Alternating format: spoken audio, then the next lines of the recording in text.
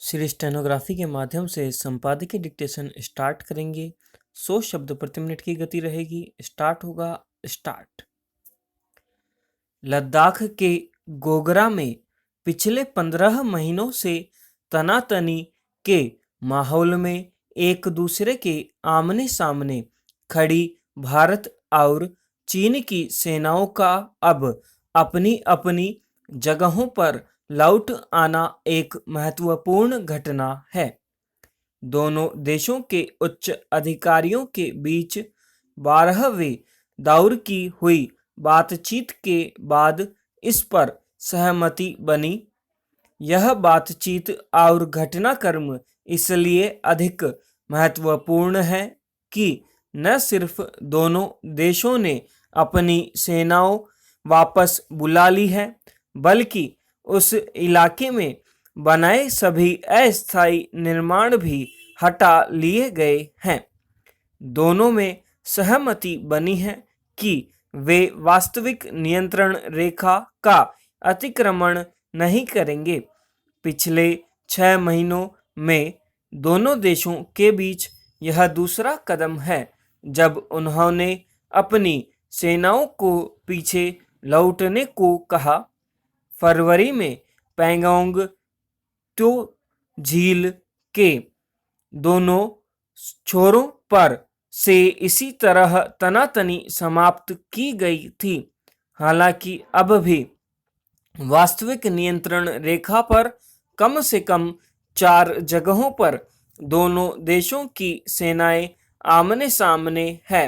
उनमें देपसांग और hot spring को ज्यादा संवेदनशील माना जाता है। चीन ने उन क्षेत्रों से अपनी सेना हटाने से मना कर दिया है, मगर गोगरा से सेना हटाने के ताजा फैसले से उम्मीद बनी है कि उन बिंदुओं पर भी सकारात्मक नतीजे सामने आएंगे। पिछले साल गलवान घाटी में दोनों देशों के सैनिकों में हिंसक झड़प होने की वजह से तनाव काफी बढ़ गया था। उसमें दोनों तरफ के कई सैनिक मारे भी गए थे, जिसे लेकर स्वाभाविक ही दोनों देशों के बीच रोष बढ़ गया था। खासकर भारत सरकार पर दबाव बनना शुरू हो गया था कि वह अपना नरम रवैया छोड़कर चीन के साथ कड़ाई से पेश आए। चीन ने भी उस इलाके में अत्याधुनिक हथियारों से लैस अपने सैनिकों की संख्या बढ़ानी शुरू कर दी थी। वह भारत के हिस्से वाले क्षेत्र में काफी अंदर तक घुस आया था, मगर इस तनातनी को दूर करने के मकसद से दोनों देशों के सैन्य अधिकारियों के बीच बातचीत का सिलसिला बना हुआ था। राजनीतिक स्तर पर भी इसे सुलझाने के प्रयास जारी रहे। उसी का नतीजा था कि फरवरी में लद्दाख क्षेत्र में चीन ने अपने कदम वापस खींचे थे। अभी देपसोंग और हॉट स्प्रिंग को लेकर बातचीत का सिलसिला बना हुआ है। उम्मीद की जा रही है कि वहां भी तनाव का वातावरण समाप्त करने में कामयाबी मिलेगी। दरअसल आज के समय में देशों की ताकत उनकी अर्थव्यवस्थाओं से आकी जाती है।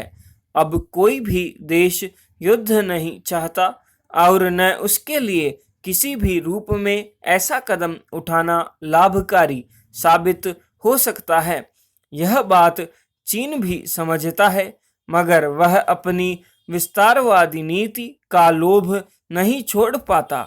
वह दुनिया के बाजारों पर कब्जा करने के लिए भी उनकी सीमाओं पर तनाव पैदा करके उन्हें अपनी छतरी के नीचे लाने की कोशिश करता है। भारत के पड़ोसी सार्क देशों में से ज्यादातर के साथ वह ऐसा कर चुका है। पाकिस्तान, नेपाल और श्रीलंका उसके चंगुल में फंस चुके हैं। भारत से उसकी खुन्नस इस बात को लेकर भी है कि यह तेजी से उभरती हुई अर्थव्यवस्था है और इसका झुकाव पिछले कुछ सालों से अमेरिका की तरफ बढ़ा है। यूं भी भारत के साथ लगती उसकी लंबी सीमा का बड़ा हिस्सा अस्पष्ट है, इसलिए उसकी सेना अक्सर भारत वाले हिस्से में चली आती है। पर चीन का मकसद इस तरह भारत पर ध्वंस जमाना भी रहता है, मगर भारत के सामने अब न तो आर्थिक स्तर पर और न सामरिक स्तर पर उसकी ध्वंस बर्दाश्त करने की कोई व्यवस्था नहीं है।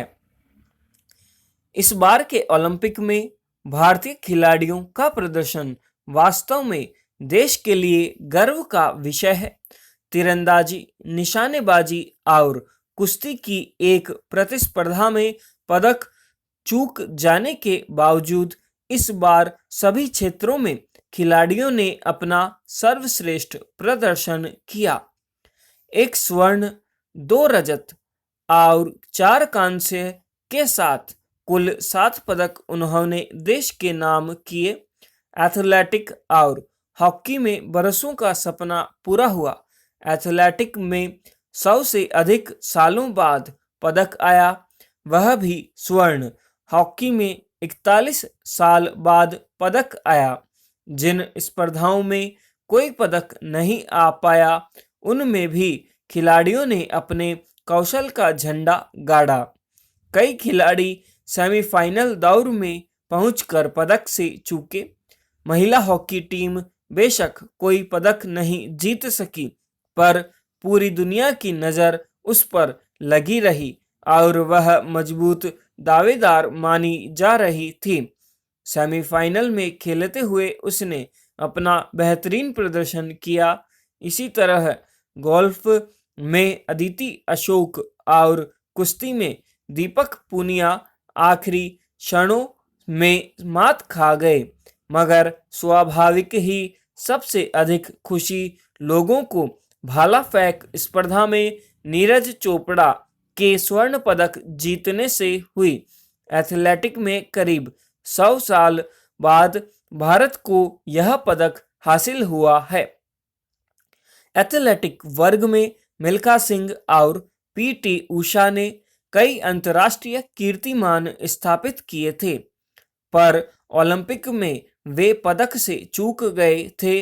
मिल्खा सिंह का तो सपना था कि कोई भारतीय खिलाड़ी ओलंपिक पदक लाए। अब जाकर उनका यह सपना पूरा हुआ है। पेरिस ओलंपिक में एथलेटिक वर्ग में भारत को जो 2 पदक मिले थे, उसे जीतने वाले खिलाड़ी अंग्रेज थे। इस तरह इस वर्ग में यह स्वतंत्र भारत का पहला पदक है। नीरज चोपड़ा को पिछले 3 सालों से ओलंपिक पदक का दावेदार माना जा रहा था। 1996 में जूनियर विश्व चैंपियनशिप में उन्होंने जिस तरह अपना कौशल दिखाया और स्वर्ण पदक हासिल किया, उसके बाद से ही इतिहास रचने की उम्मीदें उनसे जुड़ गई थी। उसके बाद लगातार उनका प्रदर्शन बेहतरीन बना रहा। 2018 के एशियाई और राष्ट्रमंडल खेलों में भी उन्होंने स्वर्ण पदक हासिल किए थे। अच्छी बात यह थी कि उनका प्रदर्शन लगातार बेहतर होता रहा। इस तरह ओलंपिक में उनके पदक लाने को लेकर कई लोगों को उम्मीद बनी हुई थी, पर शायद किसी को यह उम्मीद नहीं थी कि वे स्वर्ण पदक हासिल कर लेंगे। इसे उन्होंने अपने जज्बे और आत्मविश्वास से कर दिखाया। निश्चय ही उनकी जीत से भारत के दूसरे खिलाड़ियों का हौसला और आत्मविश्वास बढ़ा है।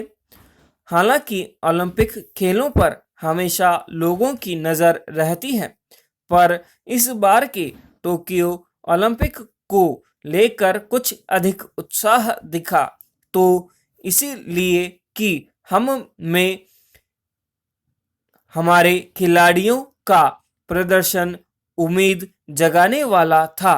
छोटी छोटी जगहों पर भी लोग भारतीय खिलाड़ियों की स्पर्धाओं पर नजर गड़ाए हुए थे। इससे निस्संदेह खिलाड़ियों का मनोबल भी बढ़ा है, मगर इन पदकों की चमक में एक बार फिर खिलाड़ियों और खेलों के प्रोत्साहन को लेकर कुछ सवाल गाढ़े हुए हैं। पदक लाने वाले या मामूली अंतर से चूक गए ज्यादातर खिलाड़ी बहुत साधारण परिवारों के हैं। उन्हें इस मुकाम तक पहुंचने के लिए बहुत संघर्ष करना पड़ता है। जीत के बाद जिस तरह उन्होंने अपने संघर्ष बयान किए, उससे एक बार फिर जाहिर हो गया कि अगर सरकारी स्तर पर खेलों को उचित समर्थन और प्रोत्साहन मिले तो इस तरह के और कीर्तिमान बन सकते हैं। यह था 100 शब्द प्रति मिनट की गति से अभ्यास। इस अभ्यास में एक जगह 1996 आया है, वो 1996 नहीं, एक्चुअल में 2016 है, तो उसे आप करेक्शन कर लेना। यहाँ पे मिस टाइप हो गया है इनसे, 2016 है वो। 100 शब्द प्रति मिनट की गति से अभ्यास समाप्त हुआ। विभिन्न गतियों में अभ्यास मौजूद है, लिंक डिस्क्रिप्शन और व्हाट्सएप और टेलीग्राम से मिल जाएगा, प्लेलिस्ट पर भी देख सकते हैं। मिलते हैं नेक्स्ट डे नेक्स्ट डिक्टेशन के साथ में, तब तक के लिए जय हिंद जय भारत।